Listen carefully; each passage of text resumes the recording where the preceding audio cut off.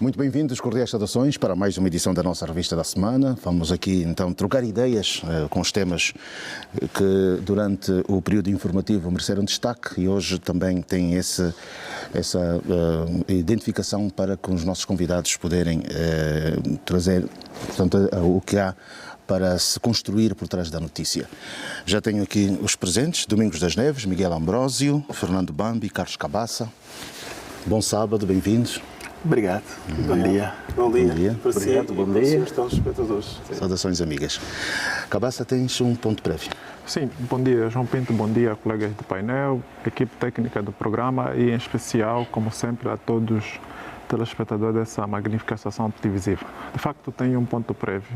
O ponto prévio tem que ver com uma nota positiva ao Presidente da República pelo facto de ter ido visitar as obras da estrada Maria Teresa. Estás contente, né? Claro. Nós aqui no programa já falamos por várias vezes a forma como está a ser executada a obra sem qualquer garantia de futuro e o Presidente foi para lá constatar se efetivamente aquilo que temos estado a dizer é verdade ou não. E foi também para aferir a qualidade das obras. Daí que é a nota positiva, em minha opinião, da semana, a visita do Presidente da República a Maria Teresa. Os críticos diziam que ainda não gosta de andar de carro, foi a mesma coisa, não é? Sim, fez bem ir de carro para constatar. Certamente que com a presença do Presidente o curso da obra poderá alterar. Ok. Ponto prévio, vamos começar. O Governo cria sociedade para potenciar o corredor de Lobito. Fernando Bambi, a ideia é criar condições para a transformação do corredor de Lobito num efetivo corredor de desenvolvimento económico. Sim, João, reiterados votos de bom dia a todos. Na verdade, nós, por várias ocasiões, nos debatemos aqui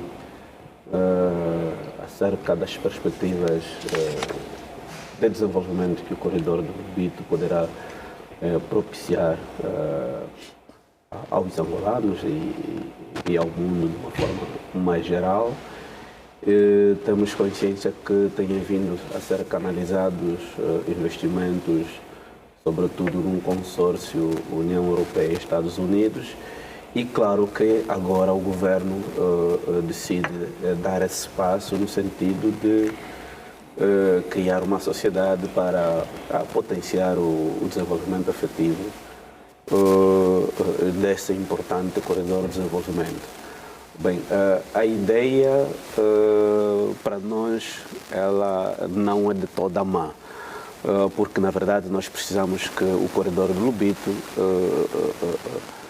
deixa de ser, pelo menos, deixa de ser um projeto e passa para a realidade. E para além, efetivamente, dos benefícios que poderá propiciar aos investidores dessa importante infraestrutura, sempre nos debatemos da necessidade de que os angolanos, todo esse desenvolvimento, pudesse refletir, não é, sobretudo na vida dos angolanos. E claro que esse passo que se dá visa exatamente essa materialização. Entretanto, se de algum lado aplaudimos essa ideia, mas por outro lado nos mostramos um pouco céticos por conta do histórico da gestão de projetos públicos, não é, que nós temos. Não acredita na capacidade que têm os angolanos para gerir uma sociedade dessa? Bem, não diria que os angolanos não têm capacidade, mas o ceticismo está virado fundamentalmente pelo facto de advir uma empresa pública. E é exatamente aí onde está o meu problema, porque, na verdade, nós tivemos um histórico de várias empresas públicas que foram criadas para gerir vários projetos, mas o saldo que se tem tido disso é quase sempre negativo. Aliás, já havia uma empresa pública, não é? O próprio Caminho de Ferro de Benguela, cujo resultado dessa gestão não se sabe e que de facto veio a ser substituído. Então, estando em vista mais uma empresa a ser criada pelo Estado. Então, deixa-nos esse escepticismo, porque o histórico nos demonstra que quando o Estado age como promotor e agente, os resultados nunca são bons, porque depois aí acaba havendo aquilo que, noutros termos, temos vindo a refletir, a bicefalia, não é? Muito bem, vamos só rapidamente, depois vamos entrar em debate. Domingos das Neves, aqui a questão é olhar um pouco para a agricultura, turismo, serviços essenciais para o desenvolvimento do comércio interno e regional. Sim, quer dizer, eu partilho da mesma opinião do Dr. Bambi. Eu acho que a ideia de criar uma empresa para a gestão do corredor do Lobito pode ser um aspecto positivo, mas também pode ser um aspecto negativo, porque cria uma espécie de inibicionismo da coisa. Faço-me explicar. Em empreitadas como estas, eu acho que tem de haver a maior liberdade possível no negócio. Quando o negócio fica condicionado a um grupo de pessoas, a tendência aqui é que estas pessoas, ao invés de libertarem o negócio, elas vão condicionar para as pessoas próximas de si, as pessoas a quem lhes apetece. Então, este é o condicionalismo no aspecto negativo da possibilidade de ter uma única empresa na gestão desta grande empreitada. Qual seria a saída? Concurso público? Sim, em primeiro lugar, e para mim, para essas empreitadas, a coisa mais legítima é um concurso público. É verdade, nós não estamos habituados a isso, nós estamos sempre habituados a adjudicações diretas e talvez por causa disso as coisas não correm muito bem. Então, eu acho que a partir de um concurso público vê-se aquelas empresas públicas ou privadas que têm as melhores potencialidades, basta que tenham um júri com competências para aferir de verdade as propostas as propostas que cada concorrente apresentar com os respectivos cadernos de encargos, porque de outra maneira não estou a ver, como disse o Dr. Bambi, nós vimos nascer e morrer várias empresas públicas exatamente por causa disso, vários projetos. Alguns dizem, por exemplo, a questão de uma parte da zona económica especial de Luanda estar paralisada exatamente por causa disso. Acesso ao marítimo, por exemplo. Quer dizer, e várias outras. Então, eu acho que nós temos que começar a mudar a lógica do negócio público, da coisa pública. E uma das melhores maneiras, uma das maneiras mais que garante a melhor transparência é exatamente por meio de um concurso público lícito. Ok. O Miguel Ambrósio é economista. Aqui esta Sociedade de Desenvolvimento para Administração, Coordenação, Supervisão e Promoção das Atividades do Corredor do Lobito, como é que, quando teve conhecimento da notícia, qual foi a primeira reflexão que teve? Bom dia, senhores telespectadores, bom dia a si, é um prazer juntar-nos mais uma vez. Bom, fomos surpreendidos, na verdade, com esta notícia, com esta decisão do Governo, relativamente a esta sociedade que está na Câmara. De todo, me parece positivo que haja um órgão coordenador desta atividade toda. E aqui também gostaria de entrar na senda de que disse o Dr. Bambi, e para dizer o seguinte, o problema na coordenação desses projetos não reside na criação de uma ou mais outra instituição. Parece-me que já existe o caminho de ferro, o CFP, não se sabe muito bem os resultados de desempenho desta empresa, e a criação desta sociedade, me parece, haver uma sobreposição de tarefas. Não sei quais são as verdadeiras intenções do Governo relativamente a essa questão, mas me parece que há aqui uma sobreposição de tarefas, porque o caminho de ferro de Benguela sempre funcionou, e a criação deste novo organismo para coordenar, fica-se com algumas dificuldades de perceber-se o que é que um vai fazer, o que é que o outro não há de fazer. De todo modo, pronto, é uma decisão que o Governo tomou, me parece, pronto, vamos lá ver se isso vai dar. Por outro lado, tenho uma outra opinião relativamente ao caminho de ferro, à exploração do caminho de ferro de Benguela. Me parece que nós, os africanos, precisamos despertarmos. Há opiniões que fazem referência de que estamos a ressuscitar aquele comportamento em que os recursos do continente vão diretamente para a Europa, para a América, sem a sua exploração. Estamos a reativar aquilo que foram os modelos de exploração do continente que levaram a que muitos movimentos de libertação fizessem uma luta de libertação para precisamente libertar o continente neste domínio. Fica-se com a ideia que há um retroceder. O caminho de ferro sempre foi uma estrutura económica de relevância para a economia do país, mas que não foi tido nem achado durante muito tempo. Falando de caminho de ferro de Benguela, nós temos uma outra linha férrea, que é de Luanda a Malange, que é fundamental, me parece bastante importante no desempenho da economia de Angola.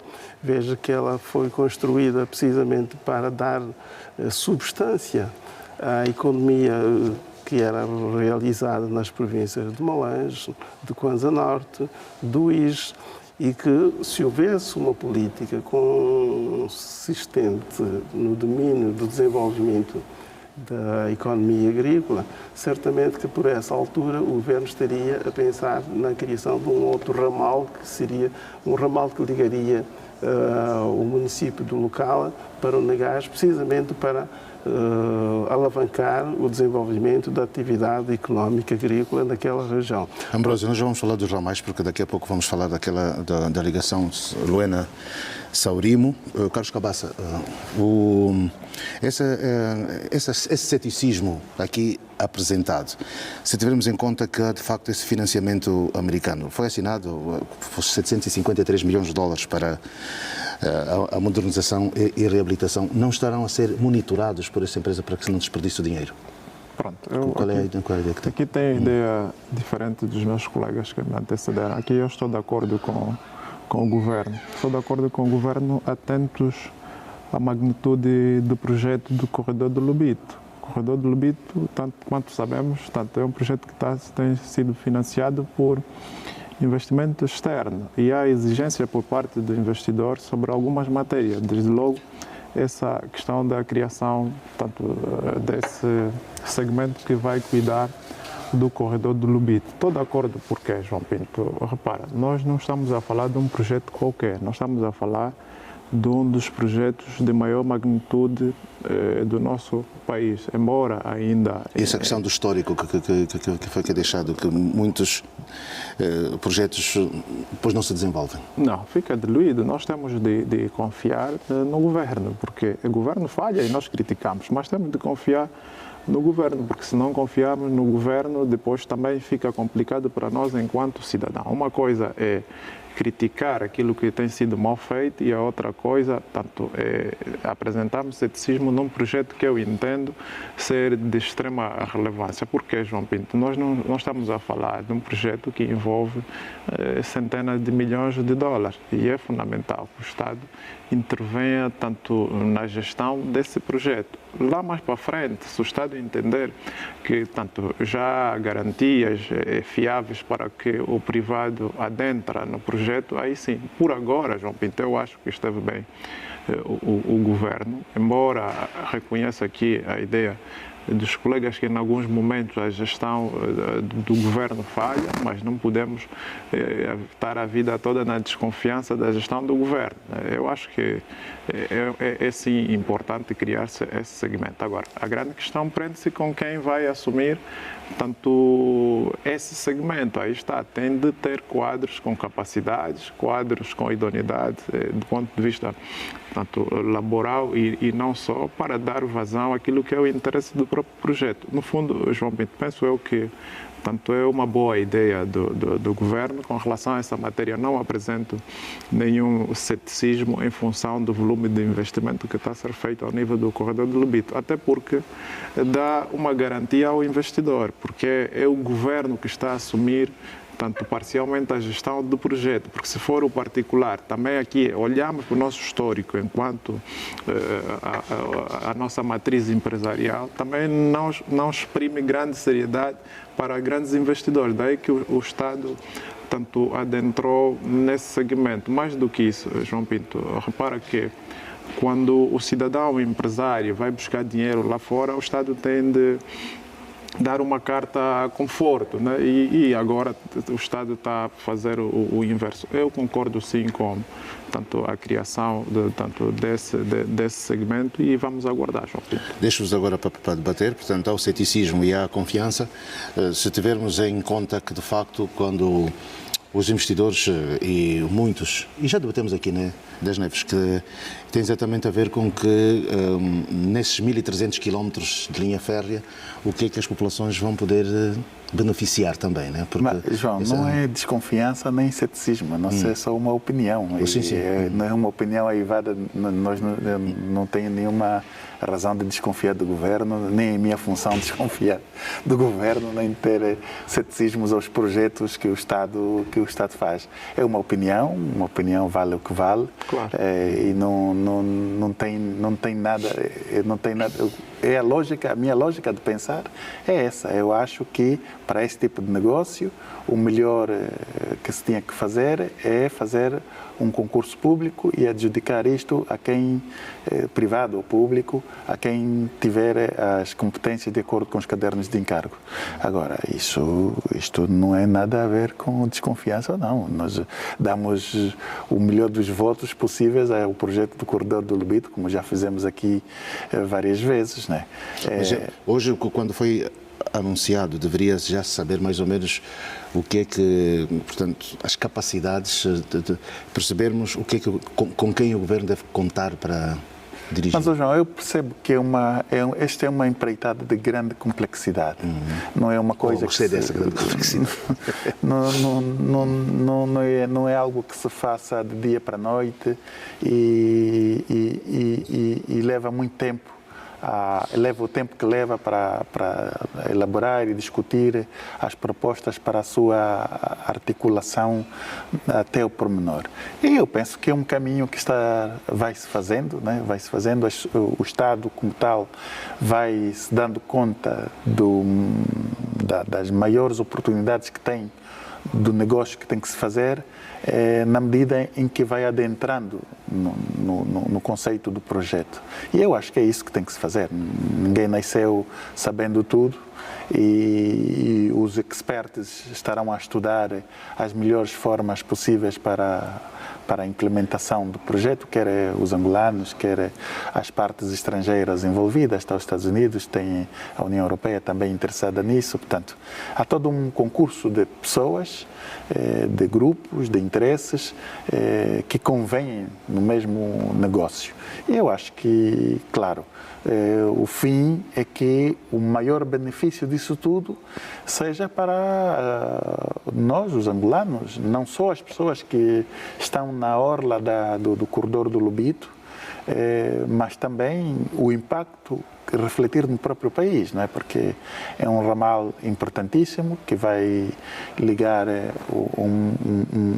um lado ao outro e, portanto, eu acho que é muito importante que as pessoas, nós, os angolanos, no mais breve espaço de tempo possível, possamos tirar um melhor proveito nisso tudo. E quando falo em melhor proveito, estou a falar, sobretudo, na capacidade de ter no negócio o maior número de empresas angolanas possíveis, porque é uma das maneiras, o trabalho pelo trabalho, é uma das melhores maneiras para fazer aquilo que eu sempre tenho estado a apelar, que é a distribuição da riqueza. A distribuição da riqueza, que tanto clamamos aqui no país, se faz com o trabalho, né? Com os rendimentos que temos do nosso trabalho. Portanto, esta empreitada tem vários projetos ali dentro que vão absorver uma mão de obra muito grande, desde as qualificadas até as mais simples. E eu acho que aquilo que temos estado a falar várias vezes aqui já há 3 semanas a esta parte, a questão da remuneração, da boa remuneração das pessoas é o que vai devolver a dignidade e o bem-estar e a felicidade dos cidadãos angolanos. Esse projeto, Bambi, historicamente, e a historiadora que esteve envolvido, foi um consórcio belga por 99 anos, né, para tirar os materiais do Congo para o mar, para aqui para o Oceano Atlântico. Portanto, essas, se calhar as boas práticas, essas devem ser revisitadas para que se dê o maior conforto e, sobretudo, o grande desenvolvimento desse projeto, que nesta altura é o ex-libris do país. Sim, João.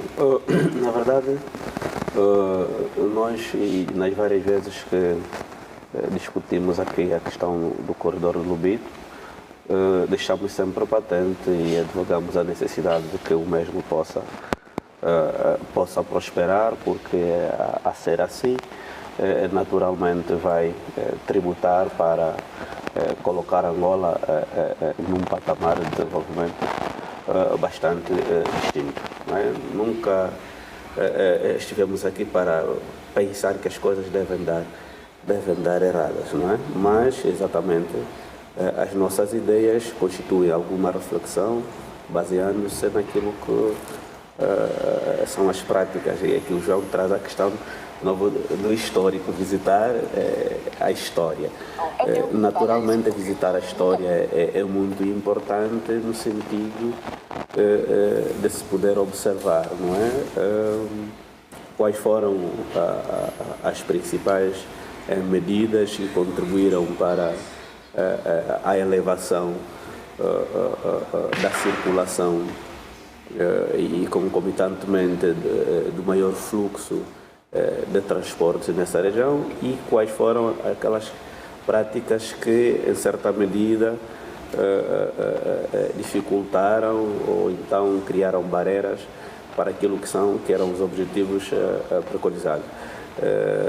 É certo que os contextos também acabam influenciando, não é? Nem sempre as medidas daquela época devem ser vistas na mesma perspectiva com o momento atual. É preciso, acima de tudo, balançar, não é? O contexto, perceber em que contexto se desestimulou os investimentos e uso daquela via do desenvolvimento para permitir buscar novas fórmulas que, de facto, façam com que este grande ativo da nossa economia possa exatamente contribuir para o desenvolvimento. É verdade, porque a história às vezes nos traz algumas lições, não é?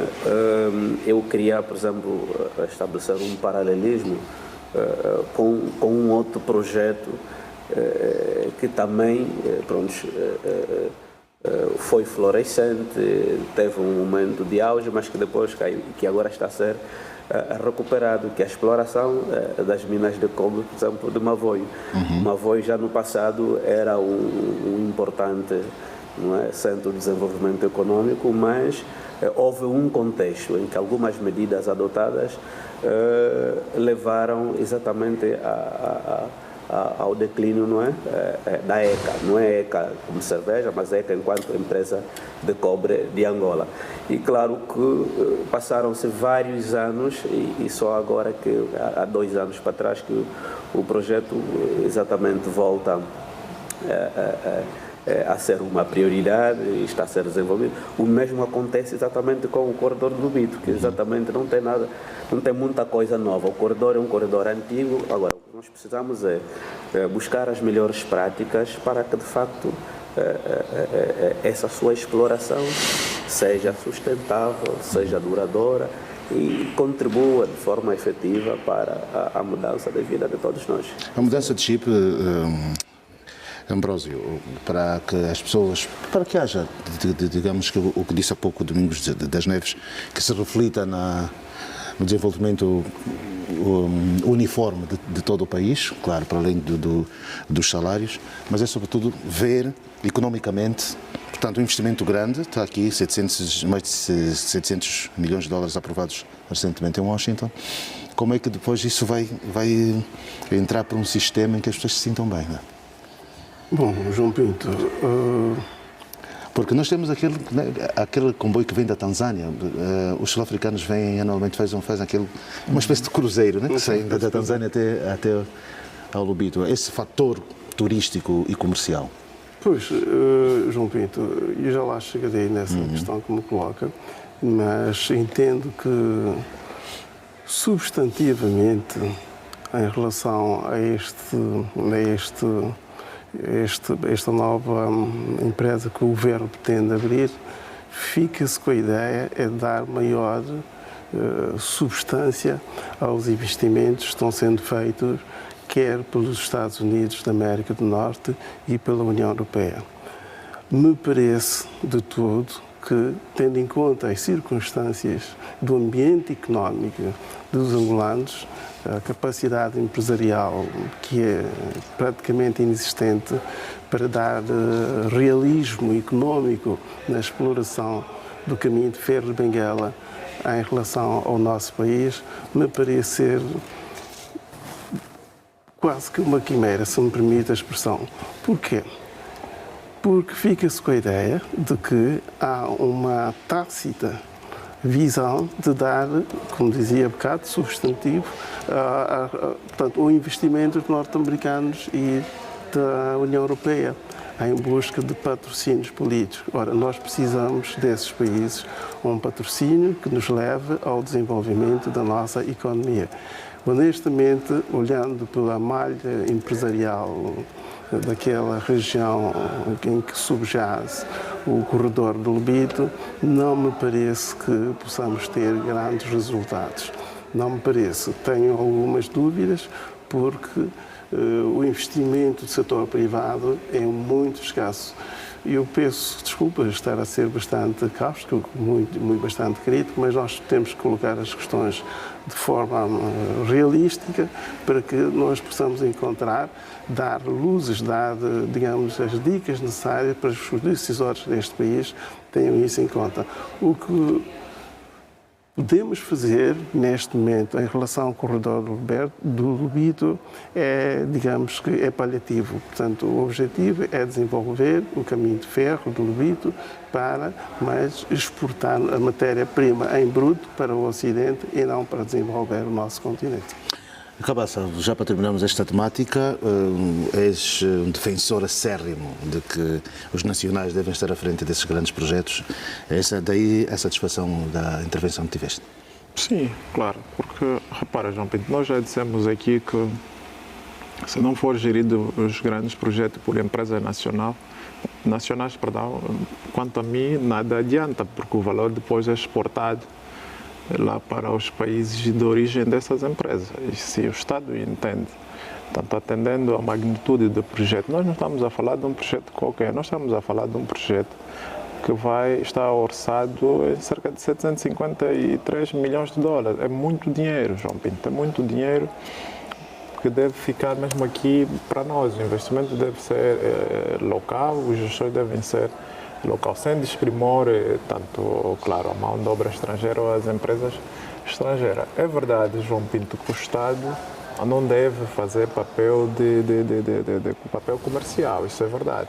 Mas também dizer que o Estado, durante algum tempo, vai tanto desfazendo desse segmento comercial. E é assim que o Estado está a vender ou já vendeu várias ações que tinha em algumas empresas cujo o core business não fazia parte do Estado ou do Governo, se quisermos. No fundo, João Pinto, embora tanto é algo embrionário, mas eu estou de acordo com o Governo na criação desse segmento. Vamos aguardar aqui também, alinha um bocadinho com o Dr. Domingos das Neves. A nossa perspectiva é sempre que o cidadão angolano deve estar em primeiro lugar e as condições do ponto de vista contratuais no que tanto o trabalho diz respeito é que devem ser discutidas e devem ser melhoradas para que os cidadãos tenham esse salário de acordo com aquilo que é o seu esforço e contribuir na persecução dos interesses das suas famílias no primeiro momento e depois da nação por via de pagamento dos impostos. Vamos aguardar, João Pinto, mas tudo somado quanto a essa matéria estou de acordo com o Governo. Domingos das Neves, vamos agora falar dos dados, um problema que o mundo está a viver. Hoje, qualquer um, de vez em quando, é surpreendido com uma chamada de alguém que sabe o nome, sabe onde vivemos, para fazer aquela espécie de burla. Né? E o Governo agora reafirma a aposta em infraestruturas para a proteção de dados. Estou lembrado, salvo erro, foi no ano passado, no início, que foi criado um data center, no sentido de se trabalhar nesse sentido. Agora, cibersegurança também, questões que são levadas a cabo. Essa história dos dados. Todos nós vamos a um sítio, bilhete de identidade, para terem toda a nossa documentação, saber, enfim, para entrar até nos condomínios, para entrar é preciso dar o bilhete de identidade. Bom, por um lado, quer dizer, são duas perspectivas completamente diferentes. Eu acho que faz todo sentido a preocupação que o Estado tem em preservar os dados pessoais de cada cidadão. Mas isso também é um aspecto que tem que se cultivar no nosso sistema de compreensão, de ensino, sobretudo, não é? Porque a proteção dos dados dos cidadãos é algo que faz parte da sua privacidade e nada pode ser feito sem o seu consentimento. A exposição dos dados dos cidadãos sem o seu consentimento, isso devia, em alguns países, isso é crime. Então, portanto, e é bom que haja essa preocupação do Estado em preservar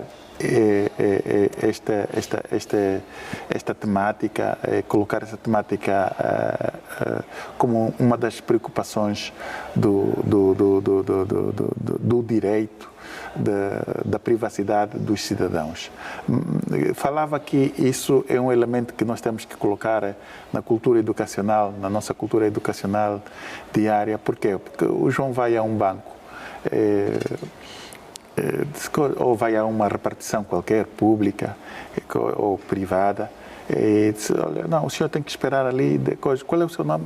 Domingos das Neves. Depois todo mundo ali espera, senhor Domingos das Neves. Quer dizer, só essa exposição, para além de ser desconfortável, porque as pessoas não têm que saber que a pessoa que está ali é o Domingos das Neves.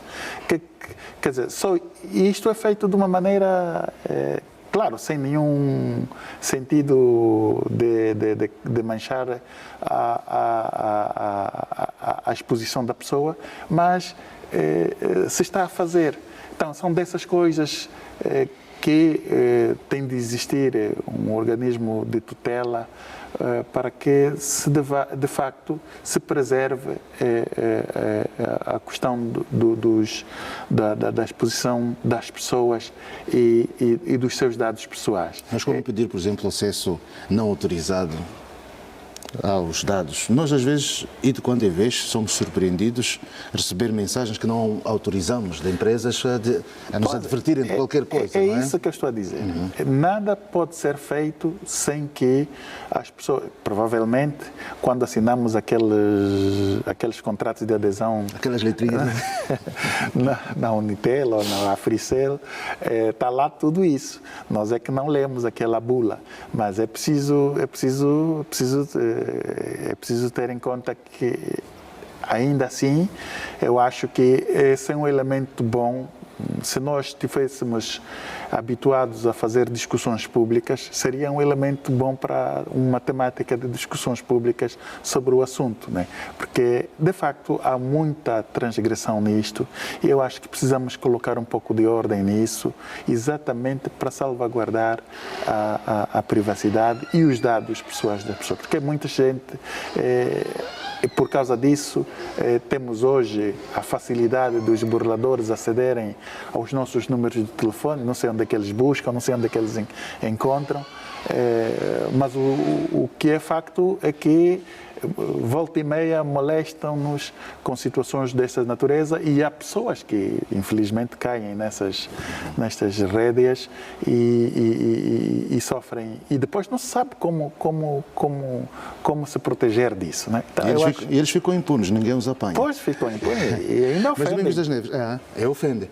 Domingos das Neves, o facto de ter agora este fenómeno da inteligência artificial, das redes sociais e etc., as pessoas quando aderem aos Facebooks, etc., põem os seus dados também, não é? Muitas... Sim. Isso, portanto, sei que a Meta tem tem uma política de proteção de dados pessoais, mas eu não sei até que ponto, de facto, as pessoas não vão à busca desses dados nessas plataformas. Mas há sempre, como disse, quando aderimos a uma plataforma, há sempre uns termos e condições. E aquilo está tudo lá. Nós é que não lemos aquilo, né? Mas está tudo lá. Eu acho que o grande problema é exatamente isso. Isso é como quando vamos à farmácia comprar um medicamento, sempre junto ao medicamento vem a bula do que é o medicamento, como foi produzido e os efeitos colaterais e tudo aí. Então, quer dizer, aquele papel que vem ali que não vem por acaso, vem exatamente para nos advertir das possíveis consequências positivas ou negativas que aquele medicamento vai fazer na nossa vida ao tomármos-lo.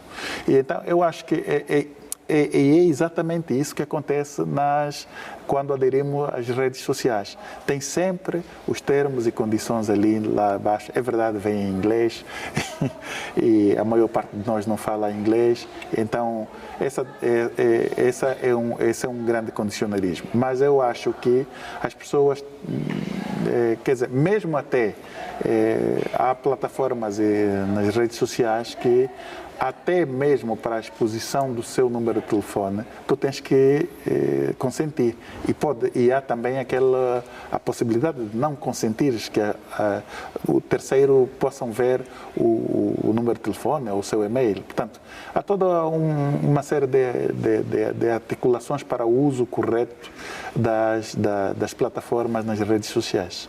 Fernando Bambi, o grande objetivo é proteger dados pessoais contra a corrupção, roubo, divulgação indesejada ou destruição, para além de incluir a restauração de informações em caso de incidentes. Sim, João. Já alguma vez viu os seus dados expostos? Se calhar é a febre do momento, não é? E coisa de um ano atrás, senti-me surpreendido quando dei conta que ao meu nome estavam associados mais de 30 números de telefone da rede Unitel. 30? Sim. Pronto, eu procurei escrever para a Unitel e tal. Disse, não, mas o senhor é quem usou o seu bilhete para aquisição desses números. Enfim, disse, não, mas eu estou aqui para dizer que não fui eu quem fiz essa aquisição. Eu tenho apenas um único número e não tenho necessidade de ter vários números. E, para além disso, não sou comerciante. Provavelmente, se fosse comerciante, seria, no caso, não comprou um pacote para comercializar. E pronto, disseram também tem que ter uns procedimentos dados ao nome do senhor. Cumpri com os procedimentos. Alguns dias depois, fui sentindo alguns números a serem desassociados, mas passado algum tempo, os números voltaram a ser adicionados. Então, é para dizer que, lamentavelmente, já sou vítima, não é, da exposição dos meus dados, daí que essa matéria é fulcral. Talvez depois o Dr. Cabaça, enquanto advogado, nos ajuda a compreender melhor isso, não é? Mas, pronto, num contexto em que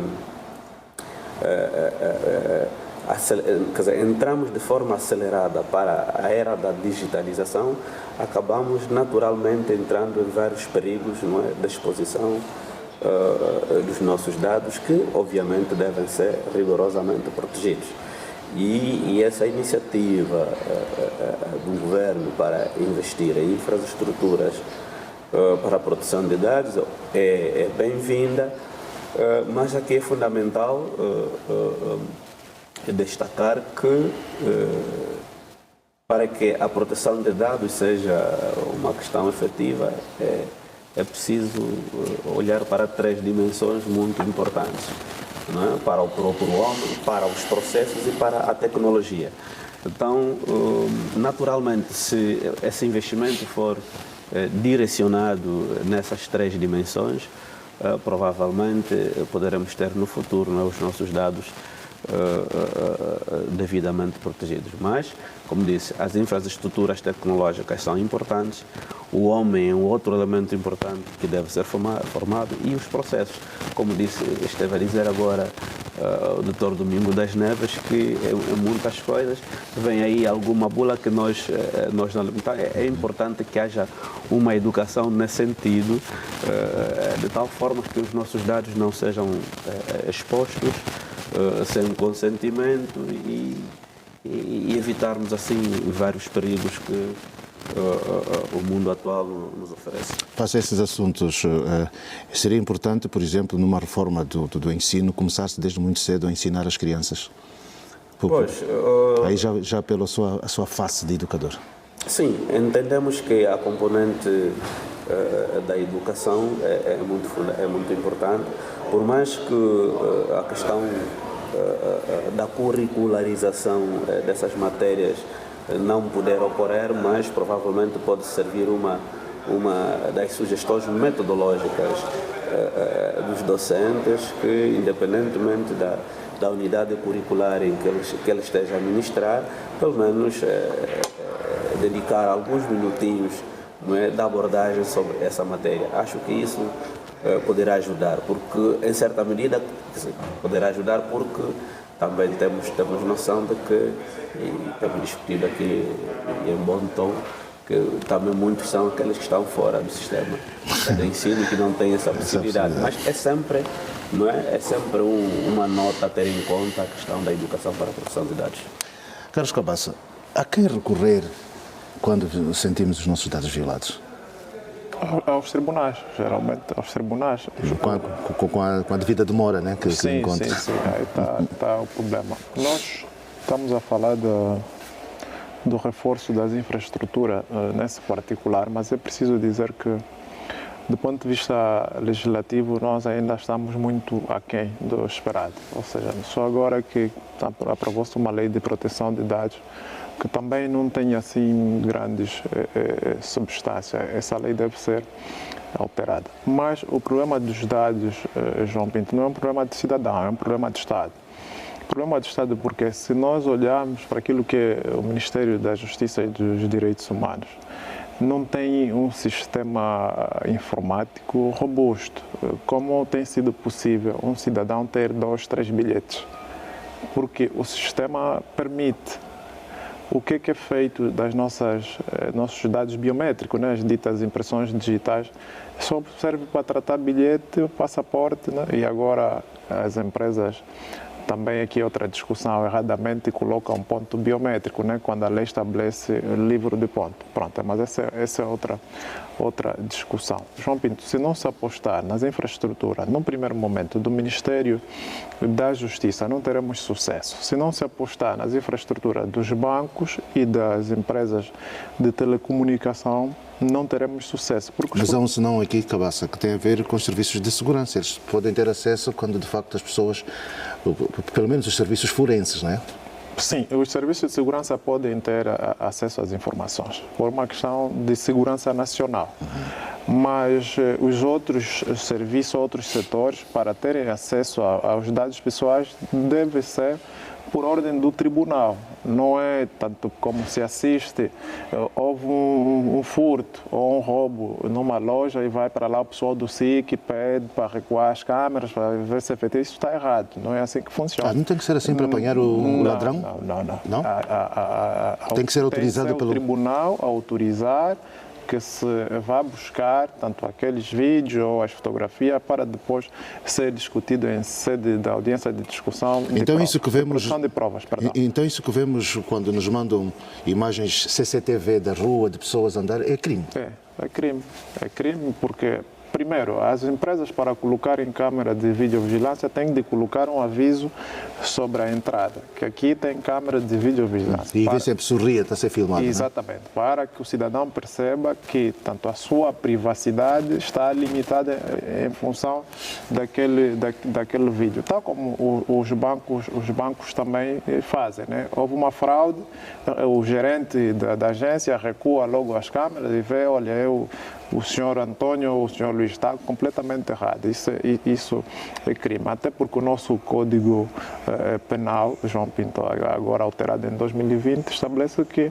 os vídeos e as fotos, tanto feitas a cidadão particular, devem ser com autorização do mesmo. Sem autorização constitui um crime. Mas quando se filma um agente da autoridade, no caso da polícia, agir indevidamente e é apresentado, é crime também de cidadão? Não é crime, okay. Porque ele é servidor público. Okay. Agente da autoridade em serviço, okay. Aí pode filmar. Mas se for um agente da autoridade que não tem o fardamento, está aí para a sua residência e filma sem autorização, é crime. Mas a grande questão aqui, João Pinto, está com o nosso sistema como um todo. Não estou a dizer sistema governamental, estou a dizer o sistema de segurança. Desde logo a questão do Ministério da Justiça e dos Direitos Humanos. Como é que nós queremos ter proteção de dados se o próprio Ministério fica, às vezes, as lojas de registro, aqui mesmo na Via Expressa, a loja de registro ficou quase 2 semanas sem comunicação.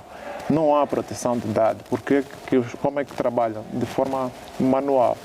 Ao nível dos bancos, aí também residem muitos problemas, João Pinto. Qualquer um de nós que tenha um amigo que é gerente de um banco, liga inclusive para saber qual é o saldo que tem na conta do Dr. Bambi, porque o Dr. Bambi deve algum valor a ele e recebe o saldo. Mas olha, entrou 2 milhões. Isso é extremamente grave. Mais do que isso, as nossas empresas de telecomunicações, não vou dizer os nomes porque não pagam publicidade da TPA. As nossas empresas de telecomunicações também falham sobremaneira, devem alterar a robustez dos seus servidores, porque um cidadão pega o bilhete do Dr. Bambi ou a cópia do bilhete, vai para lá e consegue comprar um chip tanto em nome do Dr. Bambi.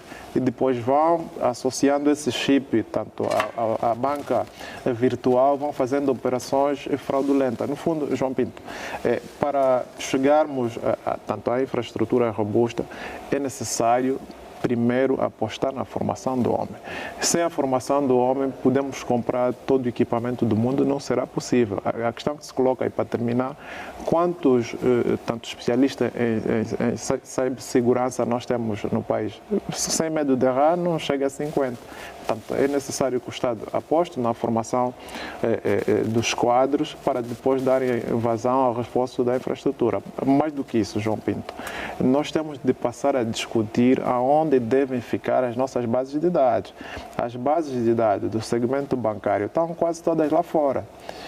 A banca é controlada a partir do exterior do país. Essa deve ser uma discussão. Mas a história do Paquistão e da Índia já não está resolvida? Onde passava todo o sistema? Ainda não. Continuam as operações bancárias, continuam a ser tanto executadas. Mas são aquilo overnight, não é? Sim, ainda continua, mas deve estar à mercê da Angola, né, para evitar situações. Depois também encontramos o problema do monopólio da própria EMIS, que devia aí sim concordo, tinha de surgir mais empresas, porque é impensável termos uma única empresa de compensação de dados das operações bancárias. Claro que o volume de operações cria afunilamento no sistema e depois tem as fraudes e tem a ausência de proteção de dados. No fundo, João Pinto, vamos aguardar, mas eu sou daqueles que pensam que devemos apostar primeiro no homem e depois o equipamento, porque o homem que vai manusear o equipamento. Ambrósio, do ponto de vista económico, perde-se, portanto, há um grande desgaste, perde-se dinheiro quando os dados são vazados. Com certeza, mas antes de entrar nesta sua questão, eu gostaria de dizer, olha, estamos diante de uma notícia airosa. Esta notícia da criação de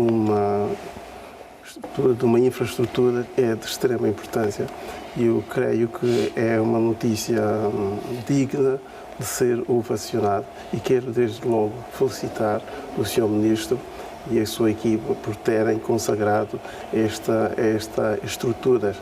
Porquê? Porque hoje por hoje as tecnologias de informação estão presentes em todos os domínios da nossa vida contemporânea.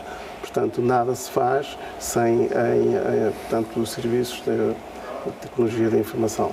Neste momento, com essa infraestrutura que se pretende criar no país, vai permitir com que os dados, como disse o Dr. Cabasso há instante, os dados sejam provisionados cá, mais próximo, e isto vai gerar um fator, digamos, de dinamismo na execução de diferentes matérias que são cometidas neste domínio e, por conseguinte, portanto, é uma vantagem tremenda para o cidadão no seu dia-a-dia e não só, porque este serviço vai permitir com que as informações sejam armazenadas no nosso país e que este sistema vai permitir com que a gestão dos vários momentos da nossa vida nacional estejam facilitadas.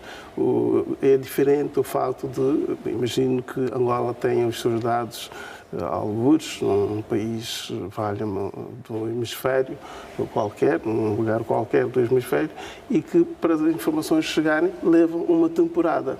Nós, por vezes, estamos a ceder e depois as informações vão colando, porque vêm de muito longe, são muita gente a acessar pelo mesmo servidor, e com estes softwares e hardware que são potentes, que o Governo vai instalar, vai certamente prestar uma atividade pública para o país e isto é muito bom e devo particularmente felicitar o Sr. Ministro por essa brilhante iniciativa. Tem então... João Pedro, só queria mais uma nota com relação a isso.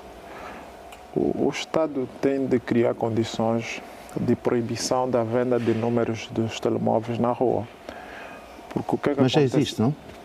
Mas continuam a vender o número. Porque se eu compro um número, um chip na rua, e depois compro um telefone na rua, por mais que haja inteligência do ponto de vista investigativo, não é possível chegar até esse cidadão. Não é possível, porque não tem nenhum registro. Ele compra o telefone na rua, compra o número na rua e vai fazendo das suas. Por isso é que o Estado tem mesmo de proibir, tanto, se calhar, a venda de telemóveis sem fatura, sem apresentação de um documento. Só assim poderemos, porque o objetivo fundamental não é só proteger os dados como tal, é também evitar as fraudes e outros delitos econômicos. Sei que nesse quesito o Brasil parece que é um exemplo que se deve seguir, né? Porque o controlo no ciberespaço é muito forte. Sim. E depois, João, acho que tem, não sei se o doutor já acabou.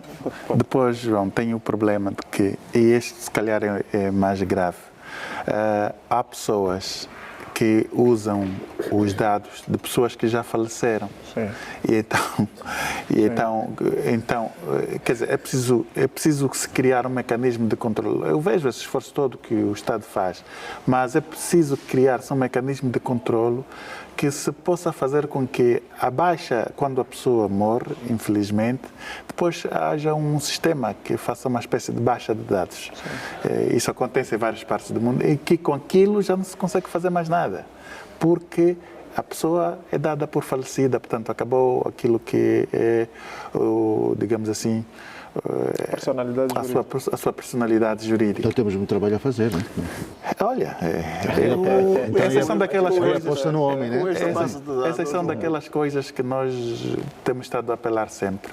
Quando se existirem espaços para discussões públicas, essas nuances todas vêm ao de cima. João Pedro, com esta base de dados, vai precisamente privilegiar esse tipo de informações que o doutor acabou de fazer referência. Este é o objetivo que está no centro da Portanto, criação quando se dessa for infraestrutura. tratar a certidão de óbito, por exemplo, ela automaticamente passa para a baixa. Abate a coisa. Por isso é que é uma notícia muito importante para o país. Faz favor. Só uma nota muito rapidinha. Eu acho que essa situação torna-se bastante urgente, sobretudo com a aprovação da nova lei eleitoral que permite exatamente as pessoas, não é, fazerem-se as mesas de voto usando o bilhete. E claro que nos últimos tempos nós temos tido problemas dessa natureza, da inclusão na base de dados do ficheiro eleitoral de pessoas que já são falecidas, estão noutra dimensão.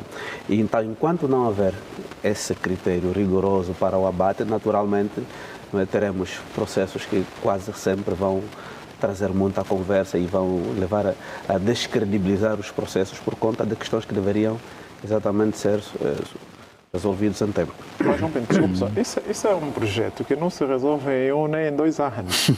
Não é possível. Nós temos muitos problemas de proteção de dados. Repara, João Pinto, como tem sido possível, por exemplo, 3 cidadãos sobre a mesma parcela de terra, todos têm direito de superfície.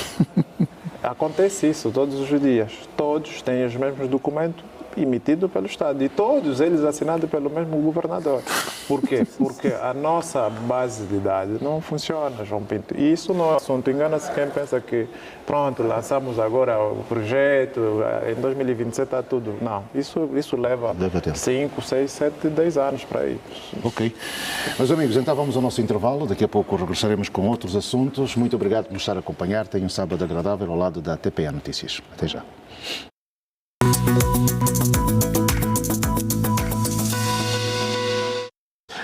Segunda parte, já também para continuarmos aqui a abordar os nossos temas. No início falámos sobre a criação da sociedade para potenciar o corredor do Lobito. Voltamos a falar de caminhos de ferro, exatamente por conta do ramal do CFB, Caminho de Ferro de Benguela, para ligar o Luena ao Saurimo. Uma promessa que veio também durante a campanha eleitoral. Demorou algum tempo, mas esse é um projeto que agora começa. O Ministro dos Transportes afirmou na altura que esta malha vai absorver pouco mais de 700 km, ligando a região, por exemplo, saindo Cuito e Menongue, para fazer então a junção dos caminhos de ferro, chegando até os caminhos de ferro de Moçambique. Carlos Cabaça, os caminhos de ferro vai ser bom daqui a 10, 20 anos as pessoas saírem de comboio, passar por Malange, Dalatando, chegar ao Lobito. Sim, vai. E como é que viu o lançamento desse ramal? Aqui com algum ceticismo, porque o Sr. Ministro dos Transportes, infelizmente, o Sr. Dr. Ricardo de Abreu já nos prometeu muita coisa, enquanto cidadãos que não cumpriu. Prometeram o metro de superfície, não cumpriu. Em tempos prometeu o teleférico, também não está a cumprir. E agora esse projeto, que embora entenda ser importante, mas, João Pinto, aqui eu estou um bocadinho cético, até porque, do ponto de vista comparativo, uma estrada tanto leva menos tempo do que um ramal, a execução da obra.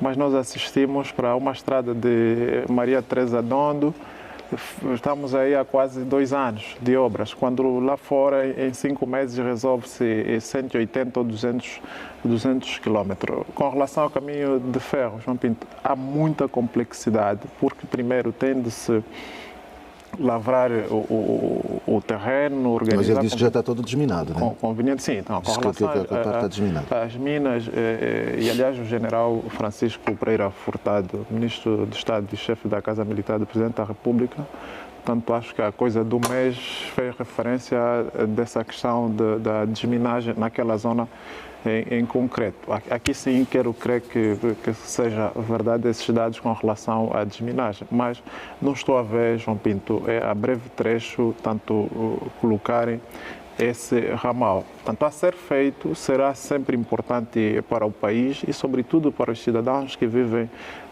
naquelas zonas. Porque com a alteração, tanto com a nova divisão político-administrativa, vai obrigar com que o Estado crie condições de mobilidade para que os cidadãos tenham aquele fluxo, tanto entre pessoas, comércio e por aí afora. Vamos aguardar, mas aqui, neste particular, João Pinto, estou um bocadinho cético, né?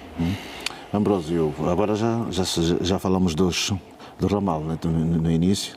São questões que vêm a ser vistas desde que Angola se tornou independente. A ver se concretiza essas ligações para a maior parte das províncias.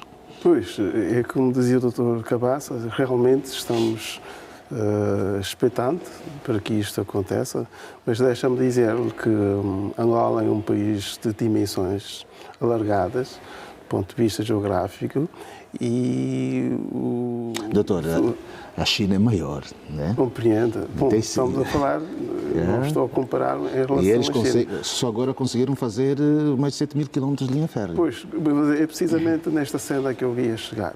Nós temos um país de dimensões alargadas, de maneiras que o caminho de ferro, portanto, as linhas férreas, podem exercer um papel fundamental no nosso país.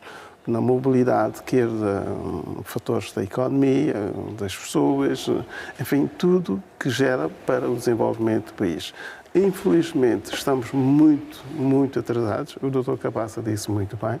Para construir uma via rodoviária leva-se uma eternidade e nem sempre, às vezes, está em condições, mas temos que dar benefício de dúvida para esta iniciativa do Governo de ligar o Luanda para Saurimo e almejo que esta iniciativa chegue até o caminho de ferro de Malange para ligar de Saurimo a Malange e, quem sabe, ligar um pouco mais lá para o norte para que nós possamos desenvolver. Portanto, se Angola não desenvolver estas infraestruturas cruciais para o crescimento do país, dificilmente nós podemos chegar lá. Portanto, entendo por isso mesmo que o Governo deveria utilizar as verbas do petróleo para, enfim, desenvolver as infraestruturas críticas, as infraestruturas que nos levam lá a desenvolver o nosso país. O dinheiro de petróleo deve servir como um bônus para o desenvolvimento.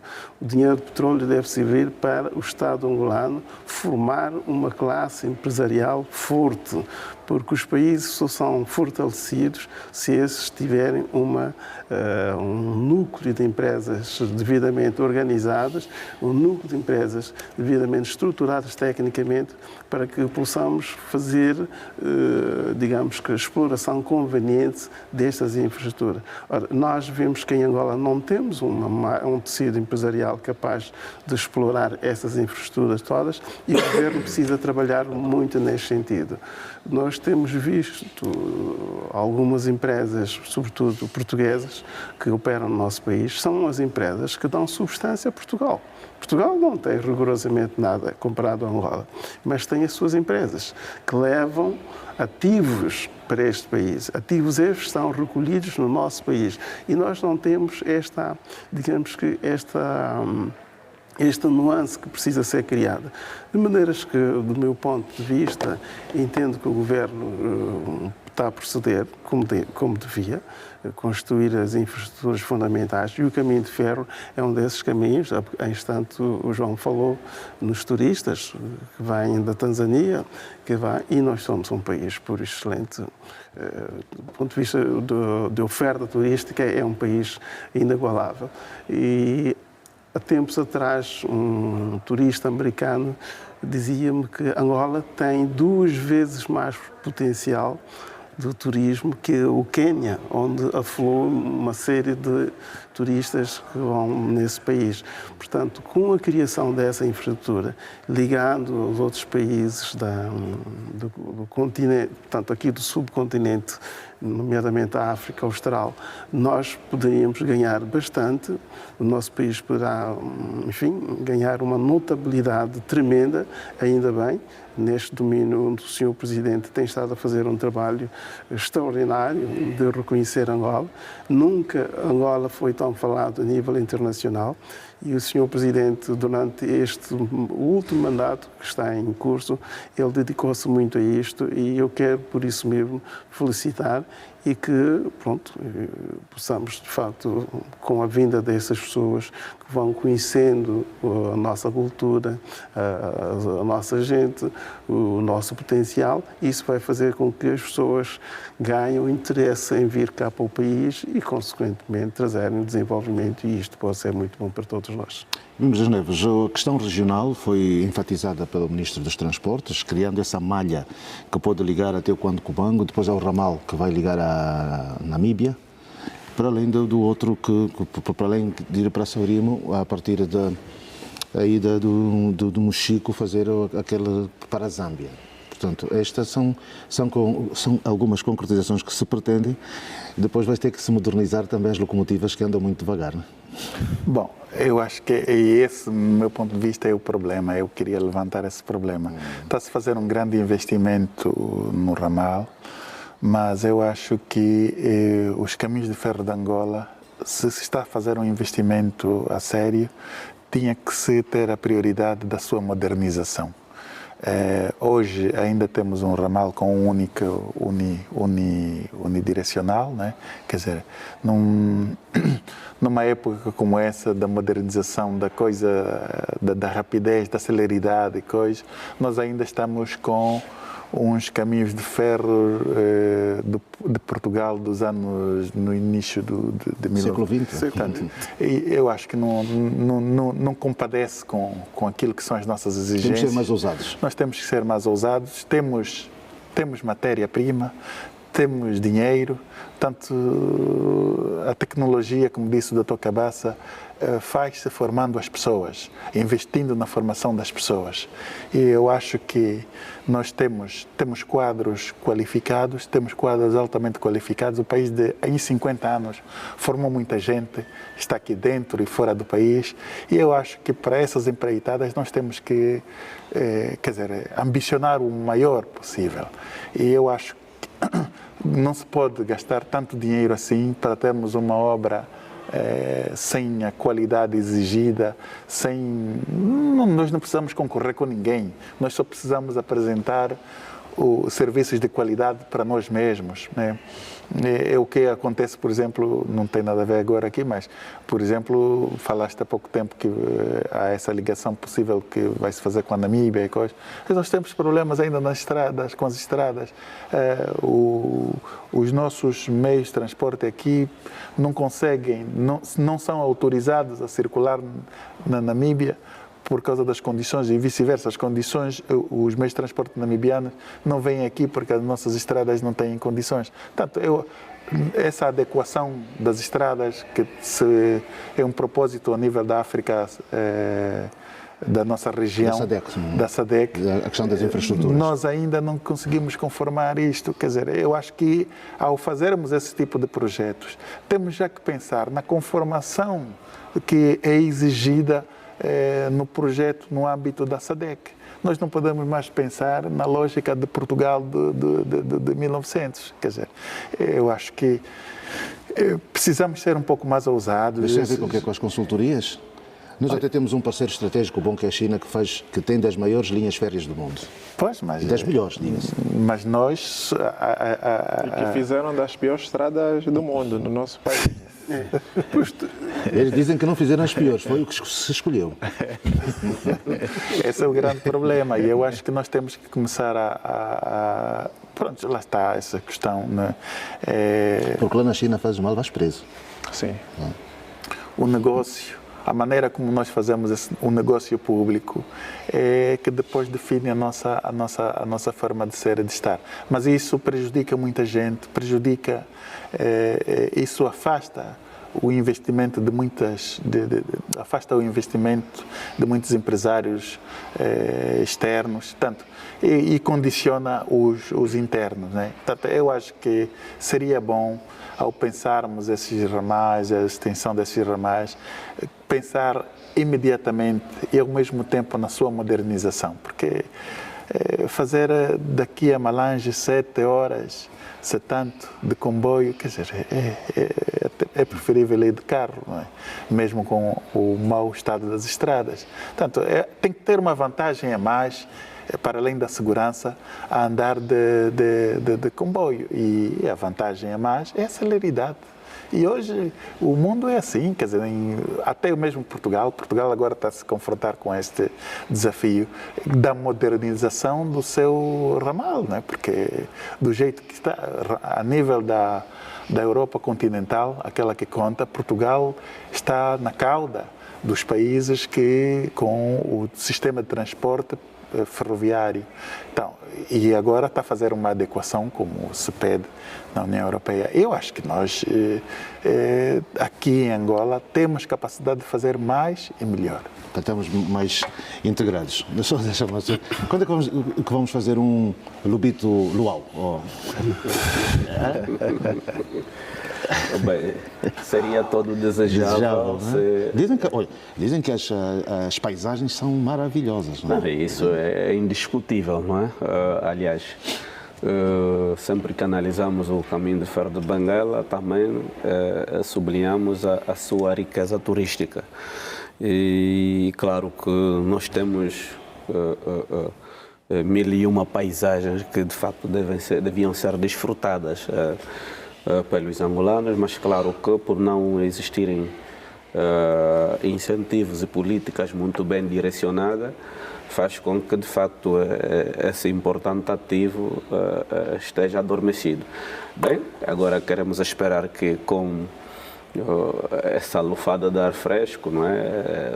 A nova exploração do corredor do Lubito faz com que essas riquezas naturais possam ser desfrutadas não só por estrangeiros, mas também por angolanos que ousarem em privilegiar o turismo interno. Entretanto, quanto à questão do ramal, claro que o ramal, a sua construção é bem-vinda, mas eu olho, por exemplo, aqui na questão das prioridades, não é? Se de facto o ramal seria mais prioritário ou a prioridade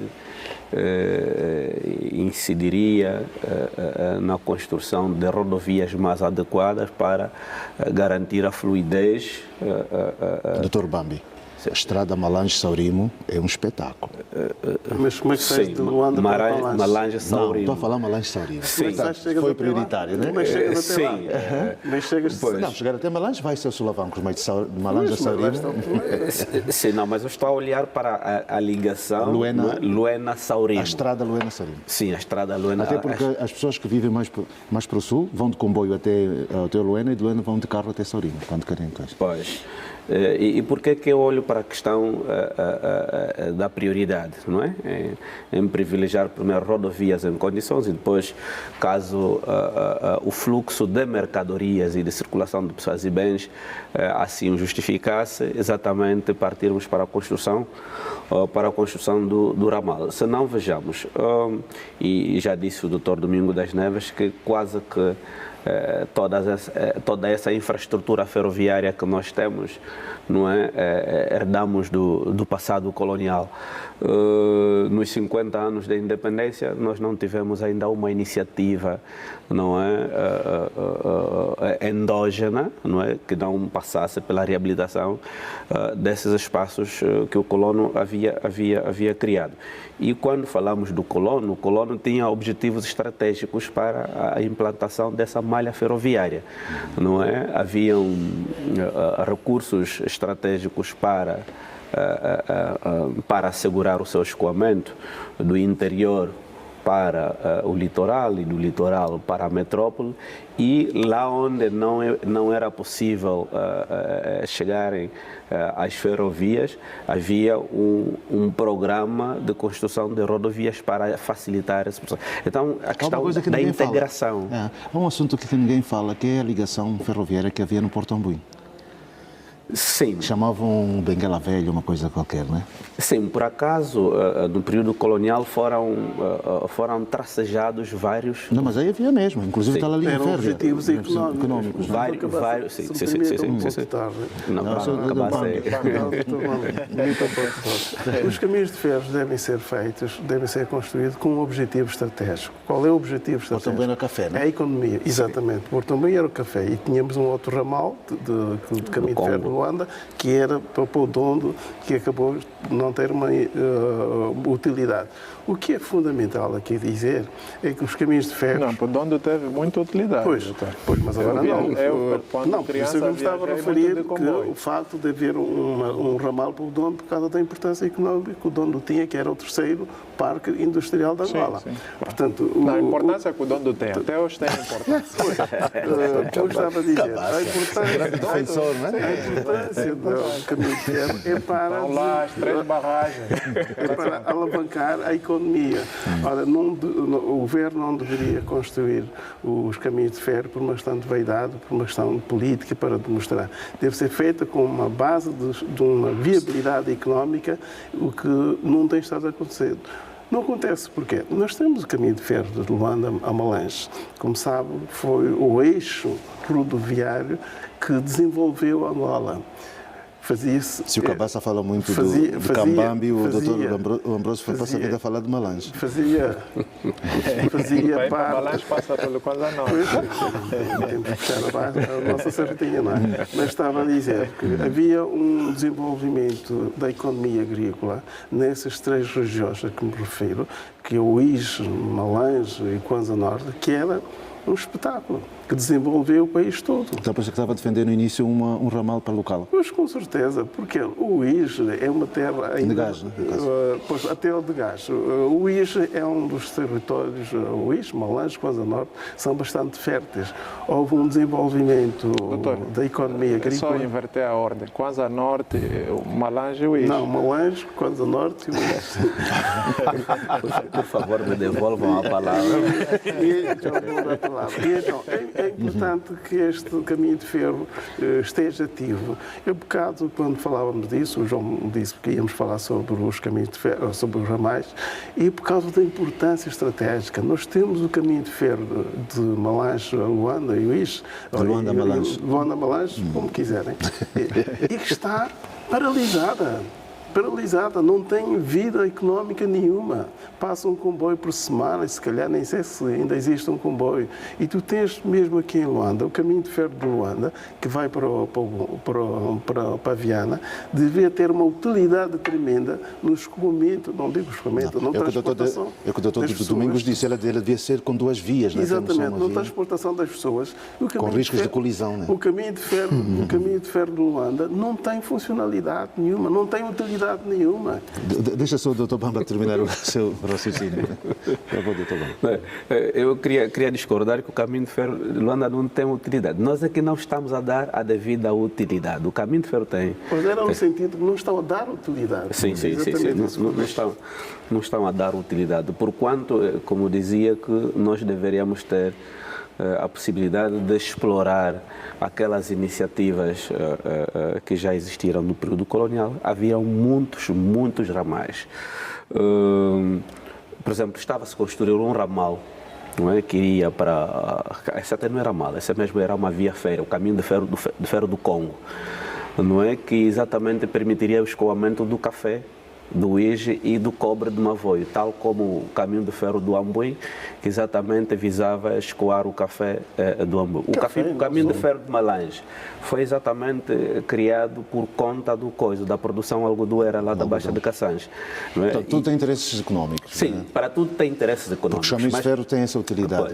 Mas a par dos interesses económicos, haviam outros interesses militares, não é? Que era exatamente permitir que caravanas militares pudessem penetrar migrar para o interior.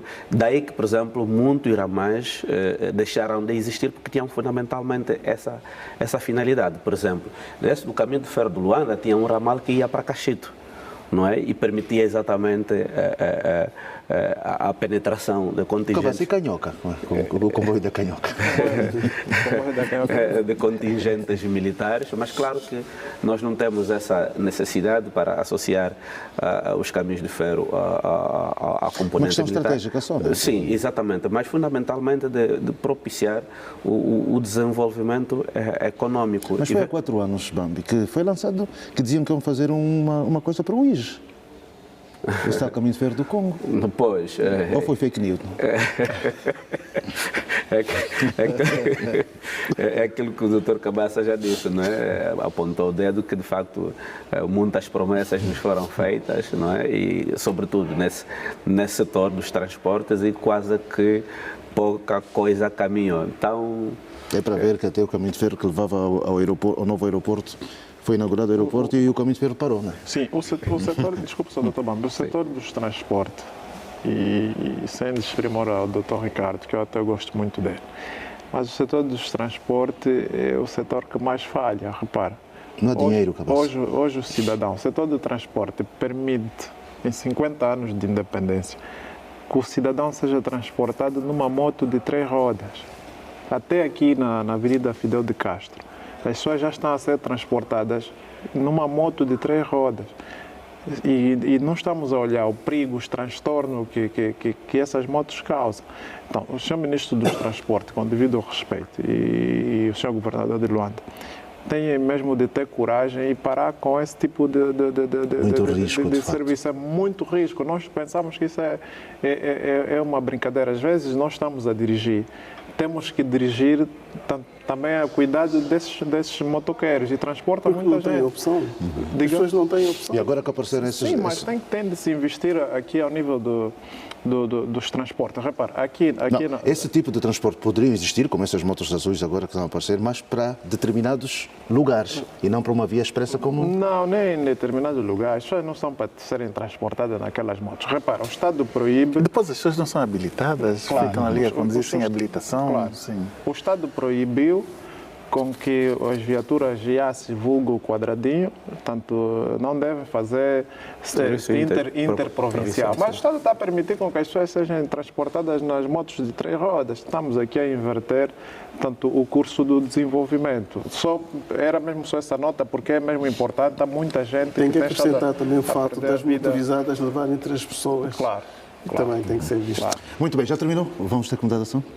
Sim, quer dizer, para terminar mesmo é para dizer que o setor precisa de reformas muito profundas, mais do que promessas, não é? Precisamos partir para a ação, porque olhando para a realidade de Luanda, é uma realidade caótica em termos de transporte, não é? Pelas manhãs e nos finais dos dias, naturalmente, quer dizer, para ir para o serviço e voltar para casa é uma dor de cabeça. Então, ontem fiz 2 horas para sair da cidade até aqui, até PA.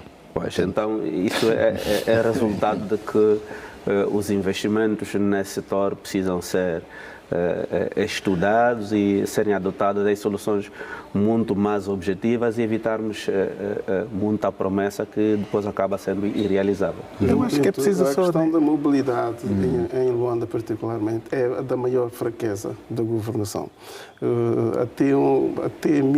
Até 2017 as pessoas andavam de Starlet. De 2017 para cá, as pessoas estão a andar de motorizada. Até as nossas senhoras, as nossas lindas senhoras, vemos-las andarem de motorizada, às vezes grávidas, andarem de moto. Isto é de todo deplorável. Mas eu acho, João, quer dizer, pronto, é a minha lógica de pensar um bocadinho... Mas eu acho que esse é um nicho de negócio que podia se abrir ao concurso público do privado. O Estado hoje, na lógica da governação, o Estado não consegue dar conta de todas as situações e nós temos pessoas aqui com muito dinheiro que vão investir lá fora porque aqui dentro não lhes deixam fazer negócio convenientemente. E eu acho que é época de fazer isto. Ou também porque o dinheiro não é lícito. Então, mas se é lícito, não é lícito, como é lá fora para esconder o dinheiro. Então, como é que sai daqui? Se não é lícito, nem devia sair daqui. Olha, é mesmo de dinheiro que vamos falar agora. É o novo modelo de contratação pública, Ambrósio. Como é que viu esse lançamento, a questão da caução para as empreitadas? Bom, é de todo uma medida profícua, uma medida adequada que o Governo acaba de tomar, mas como deve compreender, o nosso país tem várias medidas, portanto, a questão em Angola não está na legislação ou medidas que devemos seguir. O problema de Angola é o indivíduo, é o homem. Nós precisamos realmente desenvolver a mentalidade ou seja, devemos desenvolver a mentalidade que este país é nosso. Nós somos os últimos destinatários deste país e tudo que possamos fazer para melhorar deve ser feito com alma, deve ser feito com crença, com perspectiva de desenvolver o país. E, portanto, não me parece de todo que o simples facto de haver um novo modelo de contratação possa resultar na medida em que o principal autor, ou seja, ator, o homem, se mantém no mesmo sítio. Portanto, seria o mesmo. Mas não que acha, dizer... por exemplo, as pessoas começam a obra, dão payment, depois não cumprem. Com a caução, não vai responsabilizar essas empresas que fogem com dinheiro do Estado? Pois, eu disse há bocado que a questão não se trata das medidas, é o comportamento do indivíduo. Portanto, essas medidas poderão eventualmente dar direção, ser um fio condutor como as coisas devem ser processadas, mas se o homem, que é o autor, portanto, que é a peça fundamental no meio de tudo isso, que ele pode utilizar mecanismos subterrâneos para controlar essas medidas. Portanto, nós precisamos, de facto, fazer com que haja medidas, mas com gente nova na gestão. Cabaça. Pela experiência que tem. Sim, é uma experiência negativa. Aqui concordo com o Dr. Ambrósio quando dizia mas o problema não está nas leis. As leis existem, nós temos leis boas, João Pinto. O problema está na seriedade das pessoas e na falta de responsabilização criminal. Repare, o governo veio a público dizer que umas tantas empresas, passa aqui a expressão, no âmbito do projeto PIM, não cumpriram com os contratos. De quem são essas empresas? Esse é o grande problema. Porque, se bem investigado... Não tem lá uma sua? Não tem nenhuma minha. Seria bom se tivesse. Se bem investigado, João Pinto, vamos concluir que as empresas ou é do administrador municipal, ou é do vice-administrador, ou do diretor do JEP, ou do governador, ou do ministro. Quer dizer, então fica tudo ali num ciclo vicioso e não há responsabilização. Por isso é que quando se discute combate contra a corrupção, há uma corrente que puxa para trás e outra que puxa para frente, porque a todo instante a corrupção vai atingir tanto a um dirigente. Fez bem o governo, João Pinto, porque o que é que aconteceu agora mesmo no mandato do presidente João Lourenço, 2017, no primeiro e agora no segundo, quando há um projeto e o administrador é novo, surgem também empresas novas. Empresas sem escritório, empresas sem qualquer estrutura, a empresa é só o documento, mas ganha as tais obras. Com essa obrigatoriedade da prestação da caução, vai dar maior seriedade aos projetos. E porquê? Quem tem uma empresa que vai ficar com a obra de construção de uma escola, por exemplo, tem de demonstrar que tem alguma capacidade econômica e financeira. E nós, país, falhamos neste particular. E se o Estado entendeu chegar agora a esse modelo, João Pinto, quer significar que tem informações bastante das razões que levaram tanto ao incumprimento. O que se espera aqui, João Pinto, é que todas aquelas empresas que efetivamente não cumpriram com os contratos, porque o dinheiro é de todos nós, o dinheiro é do povo, têm de ser responsabilizadas civil e criminalmente. Só assim nós vamos desenvolver o nosso país, e também já se impõe, portanto, a criação de alguma lei, de alguns requisitos para que os cidadãos cheguem a administrador ou até mesmo a governador. Ou seja, quem é administrador do município de Cambambe, por exemplo, não deve ter as suas empresas a prestarem serviço no mesmo município. Então faz ali aquela maracutaia toda e o Estado sai a perder, fica a imagem tanto de quem governa, e na maior parte das vezes, infelizmente, os erros todos não são do Presidente da República, é erro do administrador, mas quem paga é sempre a imagem do Presidente, infelizmente. Ou então mudar-se o chip, começar-se a pôr governantes, administradores que sejam já ricas, pessoas ricas. Claro. Não é? Claro. Aí pelo menos não risco. Claro, já não há muito risco. Há uma ideia de que... Pensamento liberal, doutor. Se eu for Seja rico, não. Se eu for nomeado hoje administrador municipal, quer dizer, até a minha família já festeja, até os que nunca me ligaram vão ligar, parabéns, porque já sabem que vou lá para mexer no dinheiro do povo, né, e enriquecer as famílias, né?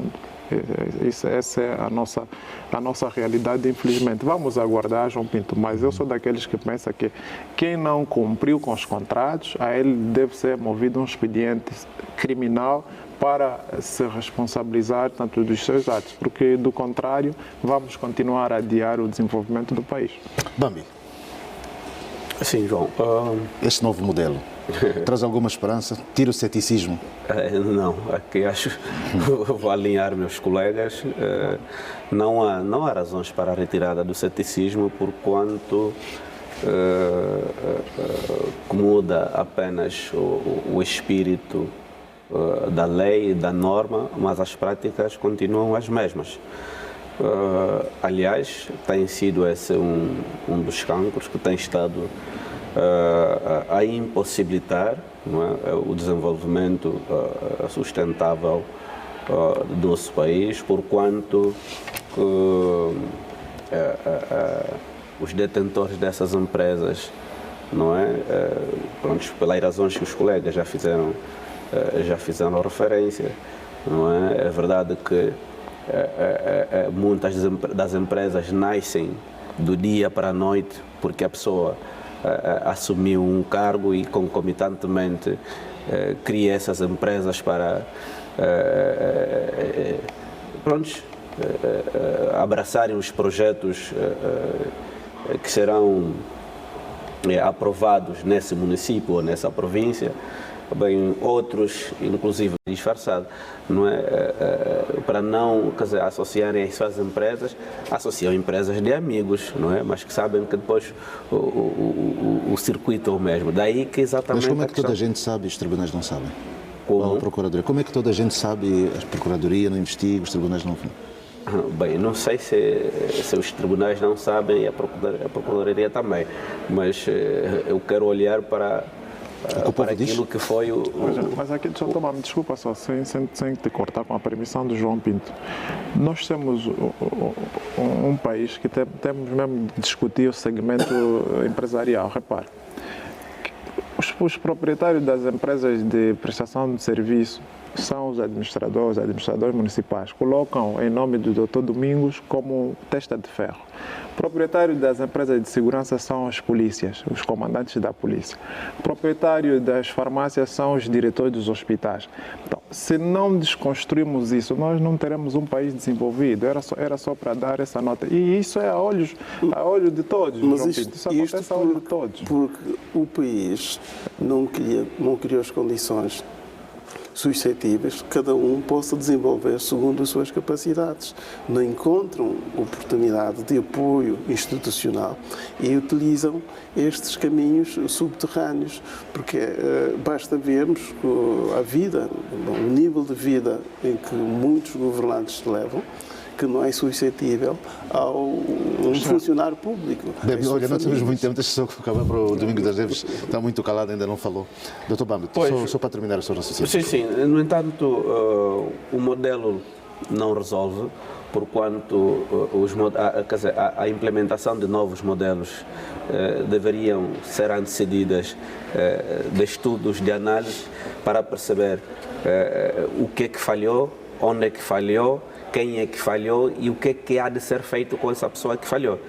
Porquanto isso não acontece, apenas mudamos os documentos sem que de facto se faça essa análise para perceber a pertinência de mudar este ou aquele aspecto. Então, acho que não são os novos modelos, mas sim a mentalidade, não é? O sentimento patriótico, o sentimento de pertença, de saber que as pessoas são nomeadas para serem servidores do povo e não para servirem-se a si mesmos. Doutor Domingos das Neves, já se diz que de boas intenções até o inferno está cheio, não é? Não lhe teria a palavra da boca. Não, e eu acho que esta é uma faca de dois gumes, que há o perigo de que com a aplicação de uma caução faz todo sentido aquilo que disse o Dr. Cabaça, né? Quer dizer, as pessoas, as empresas vão participando desses concursos, dessas empreitadas, com um portfólio que sirva de garantia, mas por outro lado tem o risco de se fazer com que num negócio já não entra mais ninguém. Esse é o grande risco, quer dizer, as pessoas, os jovens inovadores, as novas empresas recentemente constituídas, estas sem este portfólio ainda, provavelmente não vão ter acesso a participar nem das pequenas empreitadas sequer, porque tens que ter esta caução como garantia para participar do negócio. Então eu acho que é preciso que se analise bem esta lei da contratação pública, porque no meu ponto de vista, há elementos que devem ser um pouco mais escrutinados. Por exemplo, o próprio escrutínio das comissões que fazem as análises das propostas, das comissões que fazem as propostas de participação nestas empreitadas. Provavelmente... Aí falamos também da questão dos dados. Quem domina a informação liga sempre para aquela empresa para estar na linha da frente. É o que acontece. Isso é o que acontece quase sempre. Portanto, há toda uma série de situações que eu acho que são mais prioritárias na discussão da contratação pública, nos constrangimentos que tem os problemas da contratação pública, porque eu acho que uma das grandes vantagens das contratações públicas é se elas conseguem abranger o maior número de pessoas. Quer dizer, há situações até caricatas, coisas que são para serem feitas no Kwanza Norte, mas o empresário vem de Luanda, no seu Kwanza Norte. Sim. Ou de Malásia. Quer dizer, são situações que eu não consigo, a minha compreensão não consegue atingir, né? Então, e isso é tudo por causa do nicho de negócio. E eu acho que é isso que precisa... Mas o empresário, seja de onde for, pode concorrer, se de facto haver uma abertura. Não, mas eu acho que precisa se dar prioridade ao pessoal local. Se a nível local não houver pessoas capacitadas para isto, empresas capacitadas para isso, se recorrem às pessoas mais próximas do local. E só depois é que se estende, mas não é o que acontece, João. Não é o que acontece. E isso empobrece as pessoas ali, essas zonas nunca se vão desenvolver, exatamente porque o dinheiro não circula ali. E vão fazer com que haja o êxodo, não é? Não se combate o êxodo. Claro, as pessoas vão procurar os melhores lugares para viver, para fazer negócio, e justamente, né? Então eu acho que precisa-se repensar muito bem isto. Não é só aplicar a caução, porque isso depois pode dar um efeito boomerang, que uma bola de neve que não vai resolver nenhum problema, antes pelo contrário vai agudizar. Nós estamos falando... Permita-me só agregar aqui um elemento. A questão da caução é um aspecto, mas também aqui é importante que se chame a atenção ao próprio Estado, não é por conta do facto de que muitas das empresas com gestão eficaz e que pelo menos não criam problemas ao Estado com paralisação de obra ou com fuga do custo de investimento, mas enfrentam um problema sério que está relacionado com a própria dívida pública, que depois acaba matando as pequenas empresas, empresas de pessoas responsáveis que têm senso e dever patriótico, ficam sem essa oportunidade. E vivem disso, né? Exatamente, o Estado acumula dívidas por muito tempo e depois essa própria dívida acaba sendo também um outro problema, que depois a sua gestão depois é inflacionada, quer dizer, criam-se dois problemas, quer dizer, que mata a própria economia. Sabe o que é que o mais velho do governo me disse? O filho, o governo não falha, só atrasa. Estamos mesmo a terminar. O Ambrósio, tens uma nota final, não é? Pois, agradeço. De facto, queria fazer um rodapé a esta nossa conversa da revista da semana para falar sobre a reconstrução, a reparação do Nova Vida. E eu quero, em primeiro lugar, felicitar o Sr. Governador. Foi preciso vir alguém da Huila, tão longe da Huila, para pôr em marcha esse projeto. Eu já nem falo, não é? Essa é a primeira nota de referência. Felicitar o Sr. Governador pela capacidade que teve em colocar em andamento esta reparação de Nova Vida. O segundo aspecto de valor é que me sinto triste na medida em que os valores alocado para este empreitado me parecem ser de todo exagerados. 293 milhões de euros. É um exagero, para mim me parece ser mais uma forma parasitária de fazer a expedição do nosso dinheiro, das nossas riquezas para Portugal. Para Portugal. Deixa-me falar. Não, eu vou deixar falar, mas aqui ainda manda um pouco, né? Esse é um financiamento português, atenção. É por ali que eu queria chegar. O facto de ser um financiamento português, este valor tão astronómico, me leva a levantar alguma reticência. Porquê? Eu falo com uma certa... Peço desculpas. Eu falo com uma relativa propriedade. Em 2000, no ano 2000, 2001, o Governo tinha comprado uma estrutura... Atenção, tempo. Já lá vou procurar ser o mais breve possível. O Governo tinha adquirido na África do Sul uma fábrica para construir o projeto Nova Vida. E eu não sou a pessoa autorizada para falar sobre isto. Na altura eu estava a acompanhar o programa de modernização das alfândegas. Uma das minhas atribuições foi acompanhar a implementação deste programa, quer da Bureau Veritas e da Crown Agent. Havia necessidade de construção de casas para os ingleses e o Governo indicou-nos Nova Vida. E eu recordo-me que o valor que foi feito para a infraestruturação de Nova Vida é de longe inferior ao atual. Não faz sentido.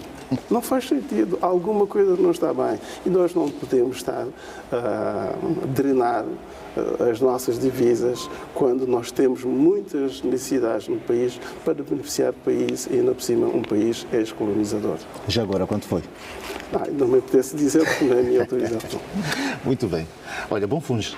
Obrigado. Obrigado. Estamos a terminar então esta edição da nossa revista da semana. Muito obrigado uma vez mais, esperando que de facto os nossos telespectadores tenham acompanhado esta troca de ideias e a conversa com os nossos habituais convidados. Próximo sábado cá estaremos de novo para falarmos de outros assuntos e outros temas. Tenha um bom fim de semana, vá preparando o seu carnaval, que aí vem.